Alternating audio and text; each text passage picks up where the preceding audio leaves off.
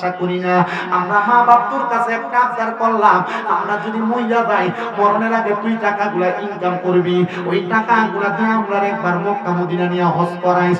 হুজুর আমি বিদেশ আসার 3 মাস পরে আমার আব্বা জান মারা গেছে, বিদেশ আসার মাত্র 7 মাসের মাথায় আমার আম্মা মারা গেছে।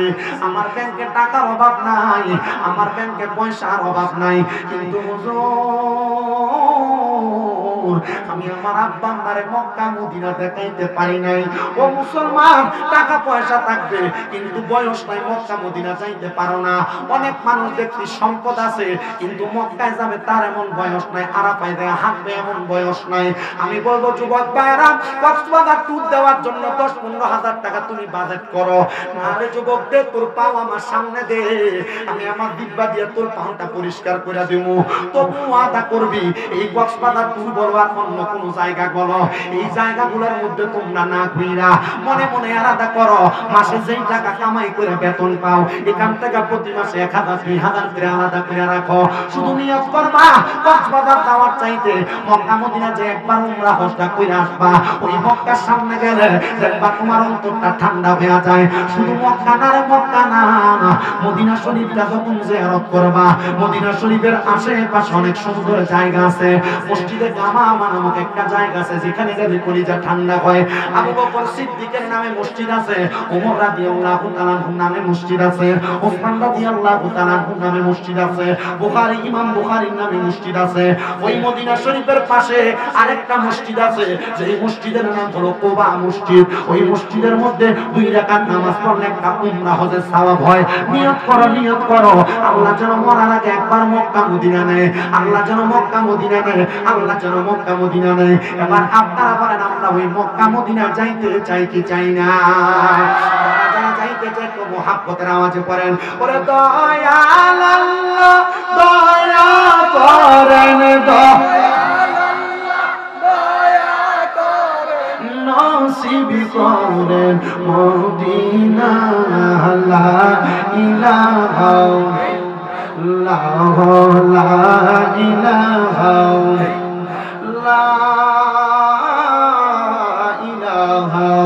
ইল্লাল্লাহ মুহাম্মাদুর রাসূলুল্লাহ সাল্লাল্লাহু আলাইহি ওয়াসাল্লাম। আমার নগরী পাড়ার বাবারা, ও যুবক বন্ধুরা, আজকের মাহফিলের মধ্যে মাহফিল কমিটি সুন্দর তাবারুকের ইন্তজাম করেছে। যদি আমি প্রশ্ন করি আপনারা কি মাহফিলে তো কষ্ট করে তাবারুকের জন্য বসতেন? আমার অনেক বয়স্ক বাবারা যুবক ভাইরা আছেন, সবাই বলবে হুজুর না আমরা এই জন্য বসি নাই। কেন বসতেন গো? বয়স্ক বাবারা বলবে হুজুর আমাদের জীবনে অনেক গুনাহ, আমার গুনাহ যদি আমার সন্তান দেখতো আমারে পাপ কইয়া ডাকতো না। যুবক ভাইরা যারা আপনারা মাহফিলে দাঁড়াইছেন আপনারা মনোযোগ দিয়া শুনেন, আপনার জীবনের গুনাহ যদি আপনার মা দেখতো আপনার সন্তান বলে পরিচয় দিত না। আর সবার গুনার কথা বাদ দিলাম রে যুবক ভাইরা, মুরব্বী বাবারা, আমি স্বামীর দেখার গুনাহ যদি আপনারা দেখতেন আমার এই নগরী পাড়া এলাকায় দাওয়াত দিয়ে আনতেন না। আল্লাহ তুমি আমার গুনাহগুলা গোপন করে রাখছো, আল্লাহ তোমার দরবারে লাখ লাখ শুকরিয়া জানাই। ওই আল্লাহ আপনার গুনাহ আমার গুনাহগুলা গোপন করে রাখছে। একটাবার চিন্তা করেন, এই এলাকার মধ্যে কোনো মানুষ যদি চুরি করে ধরা খায়, রাস্তা দিয়ে যাওয়ার সময় মানুষ তার চোর করে ডাক দেয়নি? চুরি করে ধরা খাইলে চোর করে ডাক দেয় না? আমনে রে বেটা লইয়া তো মাথা ব্যথা। ভিজা জায়গা, ভিজা মাঠ, মানুষ কষ্ট করে যে যেখানে পারতেছে বসতেছে, দাঁড়াইতেছে। যদি একটু লড়চড় হয়, ওয়াজ যদি একটু ডিম দিয়ে দেয়, দেখলাম যে এখন 2-1 করে সুইটটা যায়। তা আমিও কমিয়া নাবি সালাম আলাইকুম ক্যাম দিয়ে আমি বিদায়। মানুষ কষ্ট করে বসছে, এগুলো নামনে আগে নির্বাচনের জন্য কিন্তু চা খাওয়াইয়া নেওয়া লাগবে। চা খাওয়াইছে নামনে এমনি বসে দিয়েছে। কার জন্য? কার জন্য? বসতে রাজি আছি ইনশাআল্লাহ। কিন্তু আজকের মাহফিলে আখিরি মোনাজাতে দোয়া এটা করব, আল্লাহ আজকে যেভাবে বসছি কষ্ট করে আপনি আমাদেরকে হাসরের ময়দানে, ঠিক এখন যে জায়গাটা ঠান্ডা, হাসরের ময়দান না দিয়ে এমন উত্তপ্ত হবে পাও রাখা যাবে না, পাও পর্যন্ত ছিলা যাবে, এমন আগুনের উত্তপ্ত গরম হবে, তাহলে আল্লাহ আমাদেরকে এমন ঠান্ডা জায়গায় হাসরের ময়দানে বসাবেন। এখন ঠান্ডা হয়েছে কি হয়েছে হাসরের ময়দানে এমন ঠান্ডা শান্তি চান না কথা কেন শান্তি চান না আল্লাহ এমন ঠান্ডা জায়গায় আমাদেরকে বসাক জোরে কোন আমিন আমার ভাইরা বাবারা কোন মানুষ যদি চুরি করে রাস্তা দিয়ে যাওয়ার সময় মানুষ তারে ভালো মানুষ কয় না চুরি বইলা ডাকে কথা কোন না ঠিক কিনা আল্লাহ গো আমি জীবনে এত গুনাহ করলাম আমি মিথ্যা কথা বলার কারণে ওই তুমি তো আমার কপালে লেখা দাও না আমি মিথ্যাবাদী যদি লেখা দিতে মানুষ আমার মৃত্যু বলে ডাকতো আমি যে নামাজ পড়ি না ওই তুমি তো আমার কপালে লেখা দাও না আমি বেনামাজি মানুষ আমার বেনামাজি বলে ডাকতো ও আল্লাহ গো আপনার দরবারে লাখ লাখ করিয়া আমার গুনার খবর মানুষ জানে না আপনি আমার গুনাহগুলো গোপন করে রাখছেন আল্লাহ কয় বান্দা গুনাহ করতে করতে পেরেশান লা তাকনা তুমি রাহমাতিল্লাহ আমি আল্লাহর রহমত থেকে তোমরা নিরাশ হও না ইন্নাল্লাহা নিশ্চয়ই আমি আল্লাহ ইয়াগফিরু যুনুবা জামিয়া ক্ষমাশীল শুধু ক্ষমাশীল না সকল প্রকার গুনাহ ক্ষমা করে দেয় ইন্নাহু হুয়াল গফুরুর রহিম নিশ্চয়ই তিনি আল্লাহ যিনি ক্ষমাশীল এবং দয়াময় ও মুসলমান আল্লাহ তাআলার বান্দা হইয়া জীবনে অনেক গুনাহ আমরা করলাম লুকিয়ে লুকিয়ে গুনাহ করছি গোপনে গোপনে গুনাহ করছি মা জানে না সন্তানের গুনার খবর বাপের গুনার খবর সন্তান জানে না এত গুনাহ যে করলাম আল্লাহ আপনার গুনাহ কি মাফ করতেন না আমার আল্লাহ তাআলা জানে এই জগতের বান্দার দলেরা ফাযকুরুনি আযকুরুকুম এই আয়াতে কারিমার এতটুকুর মধ্যে অত্যন্ত সুন্দর তাফসীর করতেছেন আল্লামা জালালউদ্দিন সুয়ুতী রাহমাতুল্লাহ আলাইহি আল্লামা জালালউদ্দিন মুহল্লি রাহমাতুল্লাহ আলাইহি হযরত আহমদ ইয়ার খান নঈমি রাহমাতুল্লাহ আলাইহি তিনজন একই ভাবে বলতেছেন যখন আল্লাহর কোন বান্দা আমাদের নারীদেরকে জাহিলিয়া যুগের নারীদের মতো বের হতে দিবা না আর ব্যাপারটা বুড়ার কারণে মাইয়াদেরকে রাস্তার মধ্যে প্রিজিং করা হয় ব্যাপারটা করার কারণে মহিলাদের দিকে বাঁধে নজরে তাকানো হয় দেখবেন তাকায়া মাদ্রাসার কোন মাইয়া যদি হাত মোজা পা মোজা লাগায়া একটা নেকাব লাগায়া বোরকা লাগায়া রাস্তা দিয়ে চলে এটার প্রতি মানুষের কোন নজর পড়ে না কারণ তার চোখ দেখা যায় না চেহারা দেখা যায় না আর কোন নজর কইদার প্রতি পড়ে সেইটা চুলগুলো সাইডা দিয়া এবং এরকম রাস্তা দিয়ে হাঁটে দেখলে কই দেখলে যায় রে কথা কোন না ঠিক কিনা আপনি যেমন ভাবে চালাইতেছেন মনে রাখবেন কামাতা দিনু তুদান যেমন কর্ম তেমন ফল আপনি আপনার মেয়েটাকে ছাড়লেন ব্যাপারটা রাস্তার ভিতরে ছেলে আপনার মেয়ের ইফতিদিন করছে ছেলের বিচার করার আগে মেয়ের পর্দা করান আপনি আপনার মেয়েটাকে আপনার স্ত্রীটাকে আপনার বোনটাকে আপনার মাটাকে আপনি এমন ভাবে পর্দায় ঢোকান দেখবেন আপনি এটার কারণে কত শান্তি ভোগ করেন কিন্তু আপনি এটা তো করেন না আপনার কাছে ব্যাপারটা চললে মনে হয় ভালো লাগে মনে রাখবেন পোলা খাবার সবাই পছন্দ করে না পোলা পান যদিও এলোমেলো চুলওয়ালাদের রাস্তায় দেখতে সুন্দর মনে করে বিয়ে করার সময় কিন্তু বালাদারে ছেড়ে বিয়ে করে কথা কোন না ঠিক কিনা ও মুসলমান ও নবীর উম্মতের দলেরা এইজন্য আপনি পর্দার ব্যাপারে একটু সচেতন হওয়া লাগবে আপনি আপনার মা আপনার বোন আপনার স্ত্রী আপনার বউ এগুলাকে আপনি ভালো করে পর্দা করানোর চিন্তা করবেন নবী আমার কয় শুনো মুসলমান আমি নবী যখন মেরাজের মধ্যে গমন করেছিলাম মেরাজে গমন করার পর আল্লাহ তাআলা দুইটা নিদর্শন আমি নবীরে দেখাইছেন একটা হলো জান্নাত আর একটা হলো জাহান্নাম আমি নবী জান্নাত যখন দেখলাম আমি নবী মুস্কি মুস্কি হাসলাম আমার আল্লাহ তাআলা আমি নবীরে ঘোষণা করেছি আর রাসূলুল্লাহ এই জান্নাতটা আপনার উম্মতের জন্য বানানো হয়েছে আমার নবী বলে আল্লাহ আপনার আরো অনেক নিদর্শন আমরা দেখতে চাই আমার আল্লাহ কয় বন্ধু এবার আপনাকে দেখানো হবে নবী বলে অনেক দূরে ছিলাম আমি তাকে দেখলাম একটা আগুনের জিহ্বা আমি নবী চোখ মোবারকের মধ্যে পড়তেছে আমি জিজ্ঞাসা করলাম এটার পরিচয় কি বলা হয়েছে হুমা নারুকা এটা হলো জাহান্নাম এটা হলো জাহান্নাম এটা হলো জাহান্নাম আল্লাহর হাবিব বলে এই জাহান্নামের আগুনের এত উত্তাপ দেখা যায় এত গরম হাত এদিকে লাগতেছে গরম হাওয়া লাগতেছে কারণ কি বলে কারণ হলো একটা এই জাহান্নামের আগুনের মধ্যে তাদেরকে রাখা হবে তারা কারা বলছিলাম মুশরিকিনা সরি বলছিলাম ইন্নাল্লাযীনা কাফারু মিন আহলিল কিতাবি ওয়াল মুশরিকিনা ফি নারি জাহান্নামা খালিদিনা ফিহা ওই জাহান্নামের মধ্যে তারা থাকবে তারা কুফরি করে তারা আহলি কিতাব তারা মুশরিক শিরক করে আল্লাহ তাআলা কাউরে সেজদা দেয় আল্লাহ তাআলা কারোর কাছে চায় তারা ওই জাহান্নামে থাকবে কয়দিন থাকবে আল্লাহ কয় খালিদিনা ফিহা ওই জাহান্নামের মধ্যে চিরস্থায়ী বাসিন্দা হয়ে থাকবে বের হইতে পারবে না আল্লাহ গো তারা কারা আল্লাহ কয় উলাইকা হুম শাররুল বারিয়া তারা হইল দুনিয়ার সবচাইতে নিকৃষ্ট মানুষ। আর নিকৃষ্ট কারা?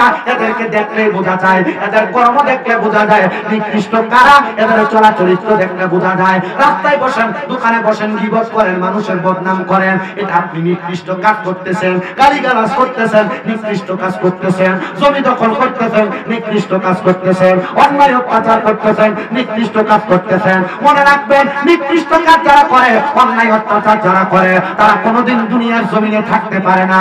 যেমন ছিল না ফেরাউন, যেমন ছিল না এই দুনিয়ার জমিনে নমরুদ, এমন ভাবে আপনারও থাকতে পারবেন না। এমন অত্যাচার অন্যায় যদি করেন, আমি আল্লাহর কাছে দোয়া করেছি, ও আল্লাহ, সরকার পতনের পরে বাংলাদেশের জমিনের মধ্যে বাংলাদেশের সংসদটা ভেঙে গেছে। আল্লাহ, এই বাংলাদেশের সংসদে এমন কিছু ব্যক্তিদের নিয়ে আপনি বসে আছেন, যে ব্যক্তিগুলা আল্লাহর কোরআন দিয়া বাংলা সংসদ পরিচালনা করব।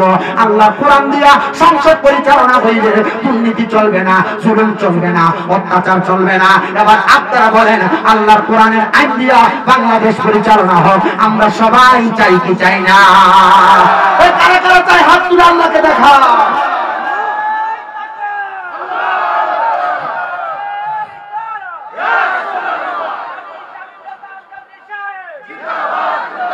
এবার আপনারা বলেন, চাঁদাবাসী নাঙ্গলকোট আছে না নাই? জমি দখল আছে না নাই? মানুষের উপর জুলুম অত্যাচার আছে না নাই? আল্লাহর কোরআনের আইন বাস্তবায়ন হলে, আল্লাহর কোরআন দিয়ে দেশ চললে, চাঁদাবাজি, জুলুম, অত্যাচার, সহিংসতা হবে না। এবার আপনারা বলেন, এমন জুলুম, অত্যাচার, সহিংসতা বাংলা থেকে উচ্ছেদ হোক, আমরা সবাই চাই। আল্লাহ কবুল করুক।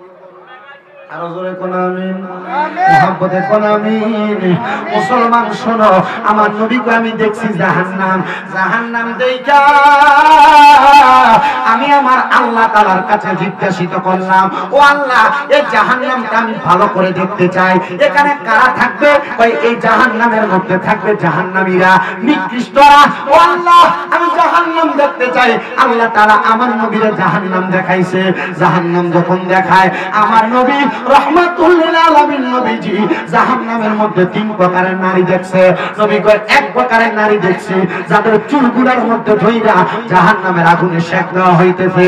আরেক প্রকার নারী দেখছি যাদের স্তনের মধ্যে আগুনের রড লাগায়া তাদেরকে জাহান্নামের মধ্যে সেক দেওয়া হইতেছে। আরেক প্রকার নারী দেখছি যাদের জিহ্বার মধ্যে গরম রড লাগায়া দিয়া আগুনে সেক দেওয়া হচ্ছে। এই তিন প্রকার নারীর বর্ণনা শোনেন। এক নাম্বার, যাদের চুলের মধ্যে ধরে লটকায়া সেক দেওয়া হচ্ছে। নবী কয়, ওই নারী যারা মাথার মধ্যে চুলের খোপা করেছে ওটার কুজের মতো। দেখবেন মহিলারা, অনেক মহিলারা কপাল এখানে, কিন্তু মাথার ভিতরে স্টেপ যখন পরে মাথার চুল একবার উঁচু হয়ে থাকে, থাকে না? এই নারী। নবী কয়, দুই নাম্বার, বুকের মধ্যে যাদেরকে রড লাগাই দিয়া সেক দেওয়া হয়েছে তারা হলো ওই নারী যার কাঁথামা কাপড় পরে উলঙ্গ ছিল, মানে বোরকা পরছে কিন্তু তার শরীরের মেদ বোঝা যায়, আছে না এমন?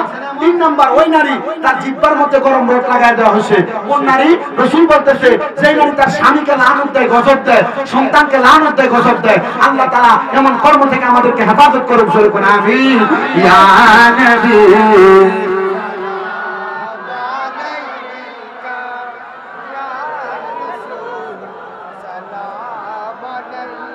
يا حبيب سلام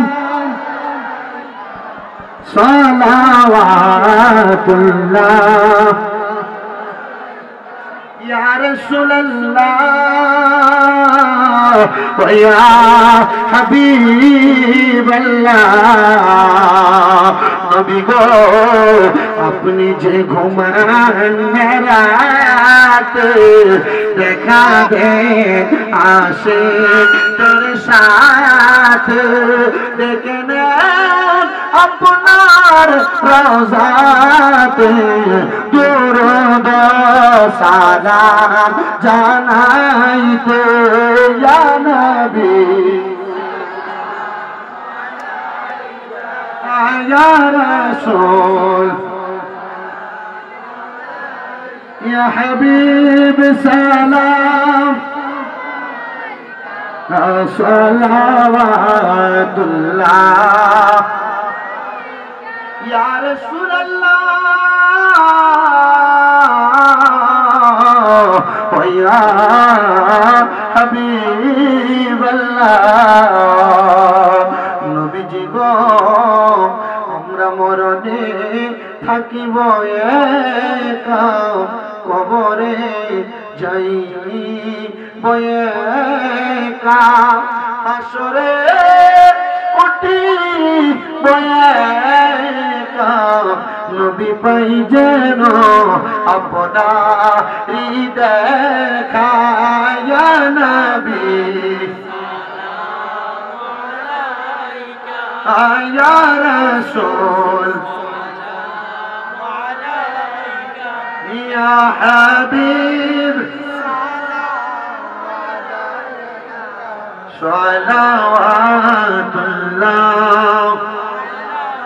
بلغ العلا بجماله كشف الدجى بجماله حسنت جميع خصاله صلوا عليه وعليه بلغ العلا بكماله كشف الدجى بجماله حسنت جميع خصاله صلوا عليه وعليه মুসলমান দুনিয়ার জমিনে মা বাপকে আদর যত্ন করে রাখবে দূরের কথা অনেক সন্তান আছে ওই মা বাপরে ভাত দেয় না এমন আছে না নাই তোরা কন্যা আছে না নাই আমি বলবো সন্তানের দলেরা এমন অনেক সন্তান যদি থাকো বলো হুজুর আমার মা মারা গেছে বাবা মারা গেছে আমি আমার মা বাবার কবরের মধ্যে আমার সম্পদ থেকে টাকা পয়সা থেকে আমি আমার মা বাপরে কোনো কিছু দিতে পারি না হুজুর আমার মা বাবা আমার লাখ লাখ টাকা সম্পদ দিয়া গেছে জায়গা জমি দিয়া গেছে হুজুর আমার জন্য দোয়া করবেন আল্লাহ যেন আমার মা বাপরে জান্নাত দান করে দেয় আমি দোয়া করব একটা সন্তান কইরা এখানে 10টা সন্তান চাই